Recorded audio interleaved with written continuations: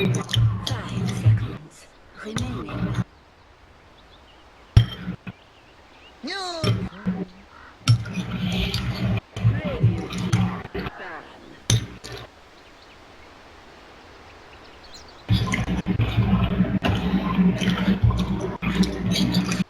Radiant team ban. 10 seconds remaining. 5 seconds remaining. Team down. 10 seconds remaining. 5 seconds remaining. Reserve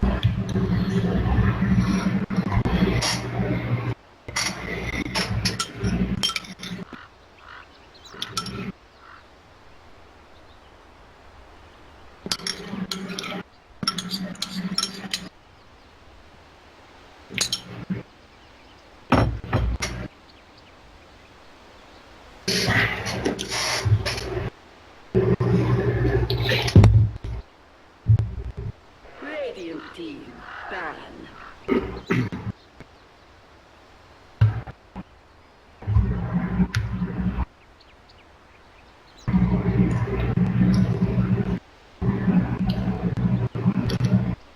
10 seconds remaining. 5 seconds remaining. Reserve time.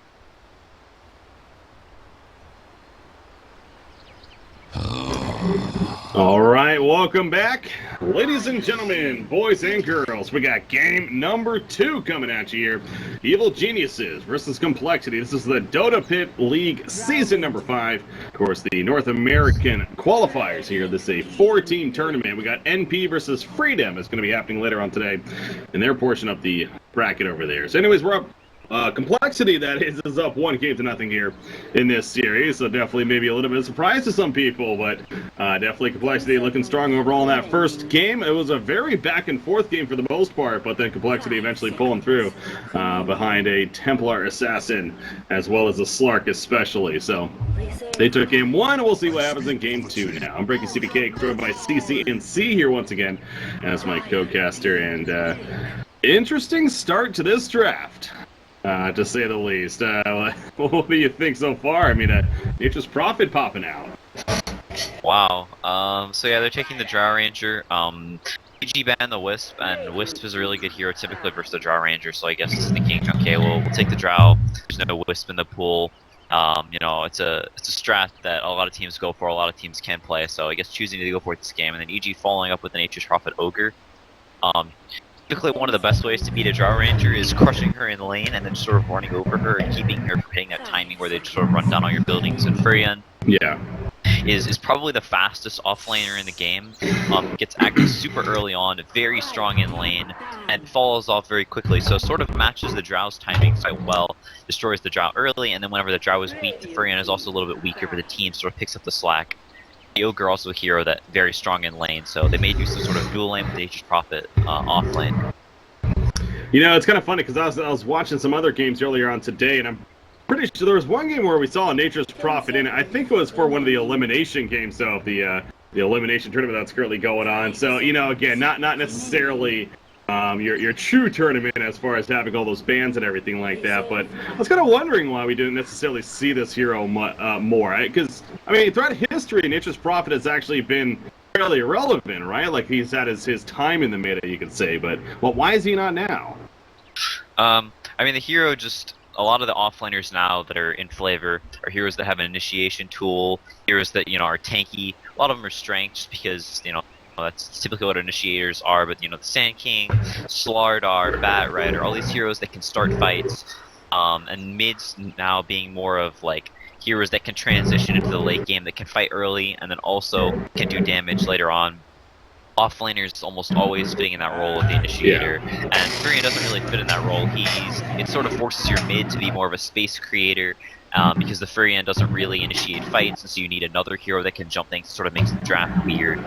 And Nature's Prophet, also a hero that doesn't scale particularly well in the mid game, can become good again later in the game, much later whenever you start getting, you know, Bloodthorn, a lot of items starting to split the map, cut waves with your ulti. But until that point, the hero has a very big drop off in usefulness. All right, well, fair enough. Well, again, though, EG going to be running it here. You gave your reasoning for it, and wouldn't be surprised that obviously that's what they're thinking too. So, against the Drow, in this case, happens to match up pretty well. Now with the Ogre Magi, a lot of roam, a lot of gotcha potential, as I like to call it, coming out on the side of Evil Geniuses already. So we'll see how they follow that up. Now, the third pick to come, you see the following bands. There's a Timbersaw Kardel, and then followed by a Slark and a Nagasiren from Complexity. So, going to be some thought here from Crit. You think they're going to kind of keep this idea of a very mobile team, or what? Yeah, we'll have to see. Maybe looking for the Sven for Arteezy, a hero that can, you know, start fights, armor, always good versus the Drow Ranger, can be good in lane versus the Batrider if you have another strong support, so a hero that can threaten kills on him. Maybe looking for that, maybe fourth pick. Right here, probably either looking for a second support or maybe an early Sumail hero, but I would assume a second support. Still Oracle in the pool, still Vengeful Spirit. I think Venge maybe slightly more likely because the damage aura very nice with Nature's Prophets. You know, whatever carry they want to pick, the swap, you know, obviously good versus the last one. You can also swap the Drow Ranger into your team whenever the Venge dies, canceling out a lot of Drow Ranger's damage. And you know whatever other right clickers you're gonna have with the Drow, so maybe looking for a Venge here, maybe something else. Not really sure. Well, Crit's definitely putting a lot of thought into it. Already down to 15 seconds about of that reserve time, and you know, just we'll go with the classic Brewmaster here, the obvious choice. Obviously, wow. What? All right, the last time Sumail played this hero was their elimination game at TI versus DC. He died solo to Weehaw like 3 times or something, and it made the game real difficult for them. I ended up getting like ratted to death in the end. So we'll see if he put that behind him and is gonna show us what his brew is actually like. That would be the idea. Yeah, no, this is gonna be fun here. Seeing a hero that again we do not see often. So Brewmaster in the works for Evil Geniuses now, and maybe we get some more information when the draft is actually finished and everything. But yeah, very, very curious pickup, no doubt, coming out from EG. Now, again, Batrider for Complexity. I just want to touch on that real quickly. Like I was mentioning in the first game, the fact that they picked up Batrider is just so rare from them, considering in 22 games I've seen him in their games, he's banned 21 of them, and it was only picked by them once. And now we have back-to-back games. Complexity's actually picked him up, so maybe a change of heart for Swindle, perhaps, as far as wanting the hero, but it's it here. And now it's their third pick. Oh, there it is. You know, I was wondering if we were still going to see the Leshrac or not, but sure enough, we do. Swindle Shrek. Swindle Shrek. I guess he's probably considered to be decent against the Brewmaster, right? Yeah, he's alright. He doesn't really care if you put him up in the air with the spirit, or the cold panda, the blue panda. Because the aura just keeps on ticking. Wow, EG is so committed to dumping on the early game. Jesus. Brewmaster is very good versus the Drow though, because you just sort of blink and you clap, and then your illusions or your split up pandas, they just run at the Drow, and there's not really much you can do to deal with them. You know, the constant rocks, and you know, whatever hero they take for mid, probably going to be more of a hero that can frontline, or you know, probably something with deep push, something like that. You can always just put them up in the air in the team fights, so taking a hero out of the fights. So EG definitely looking to win their lanes and just run over Complexity. Yeah, this is one of those, now, kind of because, again, that third pick, Crit was spending a lot of time, and whether or not he was really analyzing the draft and they were talking things over, or he just simply was looking at his phone and realized that he had to draft, I mean, you know, we don't necessarily know for sure, but this feels like one of these, clearly EG had a game plan going into this kind of drafts. I mean, you don't pick Nature's Prophet first, and then Brewmaster third, and the Chen thrown on top of that as a fourth, just simply out of the air, it feels like. So, Undying going to come out with that fourth pick for Complexity here. And now the final bands to hit, but where are they finishing is my question now. Yeah, I don't know. The Undying Batrider, a very, very strong dual offlane, gonna do that classic Z-Freak Mook combo, so probably looking for a very strong laner for EG, a hero that can actually deal with that and get a reasonable amount of farm, because it's probably gonna be a solo hero even, so maybe looking for a Faceless Void, but not a lot of damage to throw into the Chrono from EG. They may end up just doing a solo Furion off lane and having the Chen rotate down early, or have the Ogre start up top and then go down to bottom once the Chen has a couple of creeps and sort of invade this bottom lane. I'm not really sure, but maybe looking for a more self-sufficient hero for EG like the Void. Not sure what else there is that can really do that well versus a Batrider Undying. Yeah, I was just doing some quick research too on the Brewmaster. I mean, you're right on point with the Digital Chaos matchup there, the TI, and even before that, it was 3 months before that. So, like 6 months ago was the last time they played it before TI, and then it's just not played this hero in forever. So maybe he just simply wanted to play it too. Puck coming out with their final pick for Complexity. So that gives them, you know, some good mobility themselves, some decent lockdown, obviously, nice mid presence here. Yeah, it's also a very nice deep push. Oh, there's the Weaver. So here that doesn't really die versus top lane, we'll be able to get some farm. The Bug's really, really nice versus a lot of their heroes, makes them super squishy. Not a lot of heroes, or very few of their heroes have like a reasonable amount of armor. Only the Drow with good armor numbers. So the Bug's gonna be really good versus them, and just a hero like I said before that can actually survive the Void not really being that great. ZG doesn't have much chrono damage, so a hero that can also run down the Drow quite easily. Well, ladies and gentlemen, this is game number 2 with Complexity up 1-0 over Evil Geniuses. So, obviously, again, you kind of like just tuning in and you look at these drafts and it's like, wait, are we in an elimination mode? No, this is actually a tournament match. This is a Dota Pit qualifiers coming at you for the North America region. And, of course, again, it is a double elimination, but still, EG not looking to lose here and get knocked down to the loser's bracket is a very safe statement to make, I think. So, it should be fun, though. Here we go to kick things off now with game number 2. But yeah, Complexity getting their hands on the Drow right away, so obviously you think of successful heroes as of late, especially on the meta here of Dota 2, and Drow most certainly fits that. So one to be happy with. Oh, are they gonna miss each other? Holy cow, neither of their smokes are gonna get broken. That looks good. It almost looks like Undying's chasing him, but there we go. Oh, I saw that one. Yep. That was a little more noticeable. That was so clowny. Yeah. Just following each other smoked across the river. Eventually gets exposed, and I just love the spam pings coming out now. Swindle will put that Sentry Ward down himself and cancel or take out the others. So Zai, meanwhile, here on Chen, that's going to be fun to watch. Zai, a very mechanically sound player, getting his hands on Chen, so everyone's excited to see some good Chen players, although not a popular hero, I know. Yeah, this I'm interested to see how this mid matchup goes. The Puck with the Drow Aura should do quite well versus Brew. So I'm not really sure how this lane goes with Drow Aura. I would assume it's pretty Puck favored. So if Cancel can like win this mid lane, keep Sumail from getting a quick blink dagger, they're definitely in good shape. Getting that getting the rune kill is not the rune kill, the ward kill as well. So already up to 100 gold and it has the salve as well. So yeah, definitely the start you want to have with the Drow strat.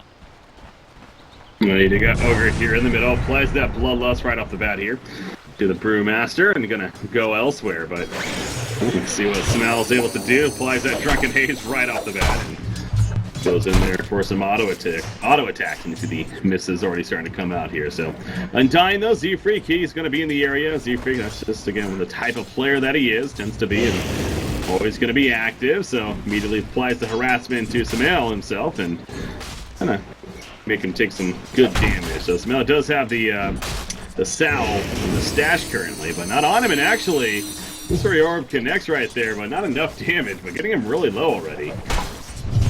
Yeah, we're actually starting in the jungle, so Arteezy is going to have a free lane for quite a while.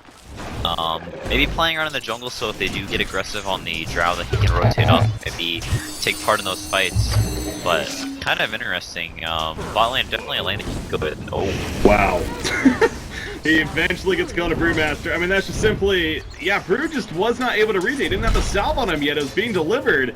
It just did not get there in time, though. Cancel hit the illusory orb and eventually got the kill as a result. So, well played right there, and that's the first blood coming out.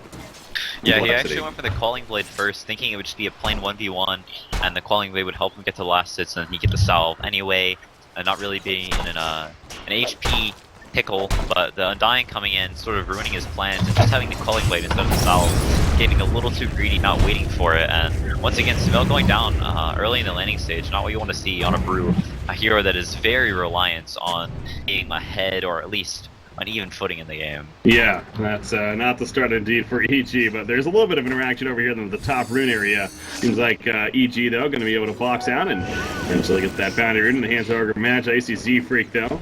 Throws out the decay of his on the Zai, happening to be running on nearby, who is attempting to go somewhat aggressive jungle himself here. So, we talked about Batrider being in the jungle, is now rotated to the bottom lane, and will provide some pressure, at least ideally, to that Weaver as a result of being down here. But yeah, how about Zai, you know, going to the aggressive jungle, has the Mud Golem, is going to be destroyed there, but this choice to be the aggressive Shen. This is fun. Oh, they trap actually Swindle in the trees right there. The Nature's Prophet throws out a stun, trying to get him to run. Is it going to be enough? The game comes out, ain't going to be enough, though his brother cannot save him. Down goes Swindle. Obviously no heal yet from Undying there, so. Yeah, this is exactly how they wanted to play. They wanted to get some early levels on this Ogre, gets his level 2. He actually scaled up Bloodlust first, trying to help out Smell in the mid lane with that, making last thing a little bit easier. Now, just storming this Drow's top lane, making life as miserable for her as possible. That seems to be what EG's game plan coming into the series was, just realizing that complexity safe lane is typically reasonably weak and trying to punish that, and working so far in this game. So I'll just meanwhile continue to do some poke him as he's back. Batrider goes down bottom lane. I caught the tail end of that right there. Nature's Prophet porting in. Did he actually get that assist right there? Yeah, I think so. I think he got a couple of chip hits in. Yeah. Weaver the one with the kill, but yeah, well played to help secure that kill in a Batrider at the bottom lane. Missed the beginning of that, but is that a case of, I mean, obviously, you know, Batrider being out here dying, it's not necessarily means that he should change everything here, but mentioned he wasn't there at the beginning. That's up top here. Swindlemel's in trouble yet again, being collapsed on Zaire. The Split Earth is not going to save him.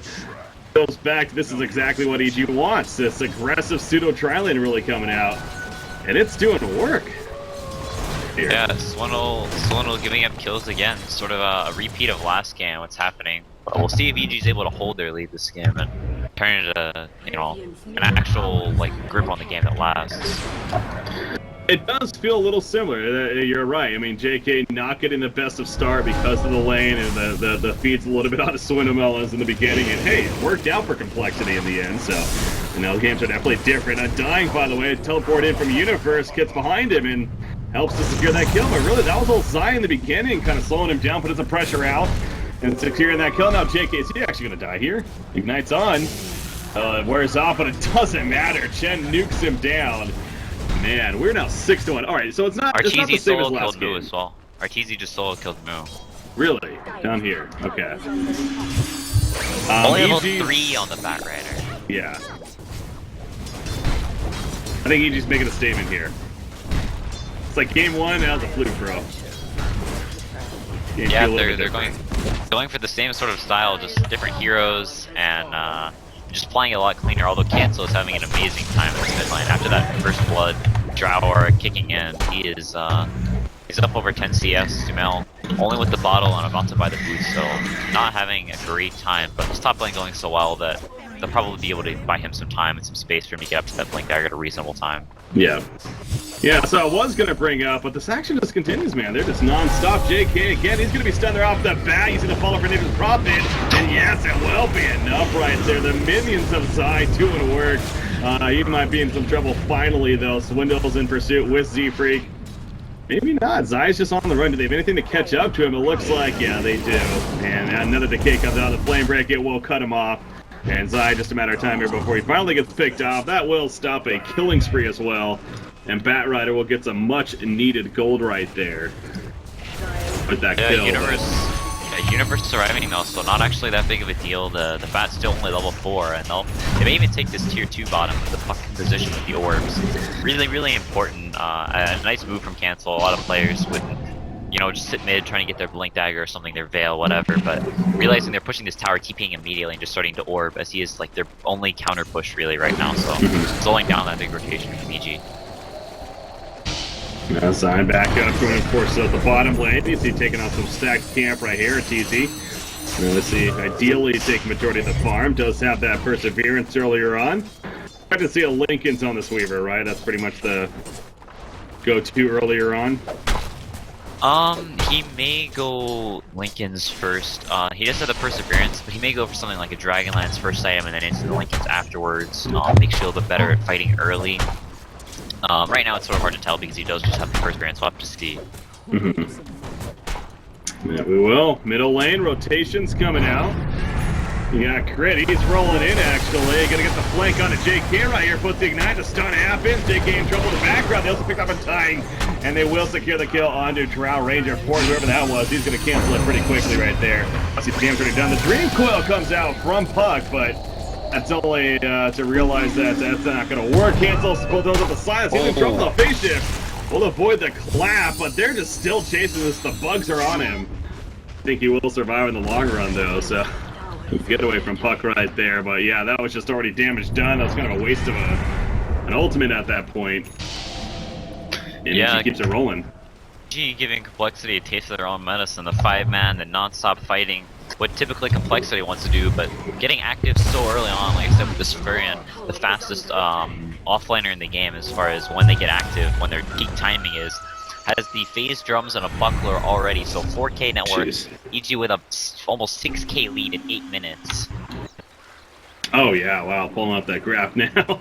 That is quite the lead here for EG. So yeah, as far as positive though for Complexity, again it goes back to at least Puck. Cancel here has had a fantastic start. Ogre Magi roaming on through. Chen is here as well, and actually they did not realize the Ogre was there though. Chen does get taken out. But now Ogre in pursuit trying to take out Z-Freak. He knows he's in trouble though, as Brewmaster is gonna split up with a Primal Split. So they got Leshrac to 1-for-1. Now he's going for Drow.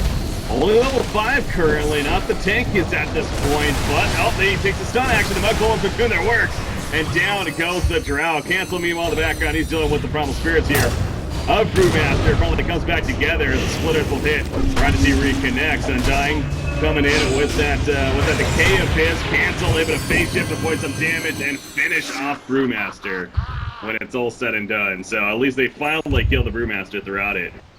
Took a while though. Meanwhile, Weaver's just doing his thing bottom lane throughout that. So yeah, the Drow going down again. 17 CS, 4 deaths at 9 minutes, only 1,400 net worth, almost quadrupled by the Furion and Weaver. So this is like the nightmare Drow game. He's not even level 6 yet. It's 9 minutes after this creep, he'll finally get his level 6. Yeah, there is the lasso right there. Meanwhile, in the middle lane on Ogre Magi, he gets pulled back. So tanky though, especially for that support role. And now Brewmaster throws in that Drunken Haze and gets them to fall back. Leshrac, meanwhile, where was he picked up? That was at the bottom lane down here by Weaver, while that middle exchange was taking place. So Weaver, this start, he has something coming. What's on that courier? It is the ultimate orb. Yeah, so going for that Linken's like you said. RTZ super farmed, gotten quite a few solo kills, so RTZ playing really, really well and making sure they get that start that they need in this game. Maybe gonna die here, I have to say that. Yeah. It's one of those cases of what we call the caster's curse kind of kicking in. Doing so well, I'm gonna highlight on the player and then he dies within seconds even. So, can say sorry to RTZ later. Yeah. Nice pick by Complexity, though. That's exactly what they needed, though, right? I mean, he's topped the big farmer, though, in the game right now, and it opens up a bottom tower push here. Yeah, they should be able to get this tower. It looks like EG is interested in contesting, making a beeline for this mid lane, and Universe maybe getting TP after this wave. So, gonna try and get as much map control and maybe some tower pressure as they can afterwards, but Complexity again, really getting it really quickly, and Cancel already back mid, starts spamming the orbs to defend the lane. So once again, really nice, like just being in the right place at the right time, making sure he's at these lanes defending the towers. There's the drums picked up, meanwhile, by move here on that Bat Rider. Lucio Army's going in with the silence. They shift as well, but now he doesn't have much left. Puck, he gets the kill from the attack. He's going to be nothing split. Trying to help him. It ain't going to work. I think that was Cancel being a little too ambitious right there in the middle. Yeah, that was, I think he, like, forgot that he didn't have a blink dagger or something and jaunted in and just, you know, didn't have a blink, so obviously there's no way to get out. Oh, the primal split, and they also lock down Bat Rider, who happened to be hanging around nearby. Complexity, glimpse of a comeback with a solid pick on a Weaver. Only to have that happen, a tower kill on top of a couple of hero kills. That might be a third one, in fact. You already see Samel with that blink dagger, cutting off Flesh Rack and securing that kill for Arteezy right there with the double kill. 16-5 lead, and the net worth just jumps up to now their biggest of the game. So, you know, if you're playing from behind, looking to come back, you just cannot be making mistakes like that if you're Complexity. That knows how especially on a hero like Puck, like this Shen is going to get to the mech, he's going to get to, you know, a pipe eventually, that'll be a while. He's going to get to the point where he has a lot of items that cancel out Puck's burst damage, and a hero that doesn't really scale that well and relies on his team to be in a good position to where, you know, he can do some damage, chip heroes down, keep control, and then have the rest of his team, you know, clean up the mess, but Complexity not with that much damage right now, and not really able to run into EG as they have the split, they have these Weaver bugs, it makes it really hard for Complexity to just sort of walk in, so deaths like that on Puck very, very costly in a game like this, and just in general. Do you feel like that, kind of looking back at the draft a little bit, that this was almost like a bait Drow pick by EG, that is, where they left Drow open, you know, kind of hoping that maybe Complexity would pick Drow, and then it's like, alright, now we got this idea to play against Drow. Do you kind of feel that way? Maybe. They didn't ban it in the first game. I'm not sure if Complexity banned it or not, but, you know, like you said, during the draft, the Fury and Ogre were, like, very snap, just bam bam. So they obviously had thought this up. You know, this is a strat that they had pre-planned. You know, if the Drow strat does arise, we can do this, and it's working beautifully so far. Universe almost has a mech, drums, and almost a 4-staff at 13 minutes. 7k net worth. Absolutely enormous. That's huge, yeah. Three of the top three, again, mentioned in the net worth right there in favor of EG. Complexity, doing a bit of the group up, push some towers. Definitely a strength of theirs for sure. Especially, you know, with that Drow aura and everything. But while they're killing that top first tower, meanwhile, Roshan, he's going to be attempted here, and a pretty good Roshan team at that, it feels like. That's the minions nearby. You got Chen now throwing in his. This is going to be an easy Roshan kill here for EG. Complexity's coming in, so actually maybe not. They are porting in. That Rider, he does not have a blink decker or anything like that. He's just going to fly in, pop the flame break. Roshan getting very low, so this is going to come down to a last second right here. Can they maybe get a steal right here? Yeah, no, they can't. Weaver picks it up, and now this is the worst case. Dream throw coming out from Puck to land on 5. But do they have the follow-up? Swindle's doing plenty of damage, but he'll fall shortly after. Cancel now. He's caught in the midst of it, and he is going to fall despite the illusory orb. They know Bat Rider's up here. They feel like he is. He's just kind of chilling. All the truth will happen. Get that vision, and they do take him out of the end. Yeah, sort of a linchpin of Complexity's teamfight is his Tombstone, and fighting around this area around Roche is typically known for Undying being super good at fighting, but the Flame Break actually bumping up one of the wild pits onto the cliff where the Tombstone got placed, so they're able to just right-click it, coordinated that really well, and, you know, killing the Tombstone super fast, so the zombie's not stacking up, and Z-Freak's hero is really not doing anything in that fight. Undying also a hero that's not typically known for being great from behind, and also EG with quite a few ranged heroes, and they just dropped the Weaver, both really good at killing the Tombstone, especially with the Geminate attack, and the Bloodlust as well, so speeding up their attack speed, and that thing just evaporating. That's a really good point, actually. Yeah, just overall the impact of Complexity's lineup this just feels like an out-of-draft game. As unique as the draft this was in some ways, again, the snap pick of the Nature's Prophet and then even that third pick Brewmaster here of PG, it really is coming together, and it kind of makes it even more noticeable that, oh, that's why they went these heroes and, you know, chose to do that. And I'm not saying Complexity should concede here, but especially after that last fight that took place, that felt like one of those maybe that thought should start kind of kicking in. You know, they're up 1-0, so obviously worst case they just tie it now 1-1 and head to that game 3. But they are going to still grind it out for the time being. But right now, I mean, their Drow's all the way down there, and what is that? The 7th place spot at 3,800 gold net worth. That's not where you want to be. So they're going to try for a pick your middle lane, but no, Batrider doesn't have a blink dagger, so.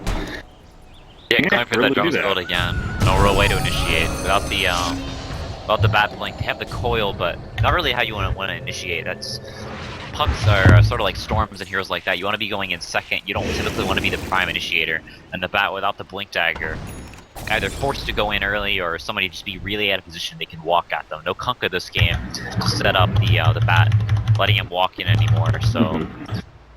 Not the Undying not having near the same kind of impact as it did the last game. No. Yeah, definitely not right here in middle lane there. EG now kind of just grouped up. Yeah, and they obviously have that Aegis on a Weaver, that with the Lincoln Spear, and of course the time lapse on top of it. It's like, how do you deal with this Weaver here?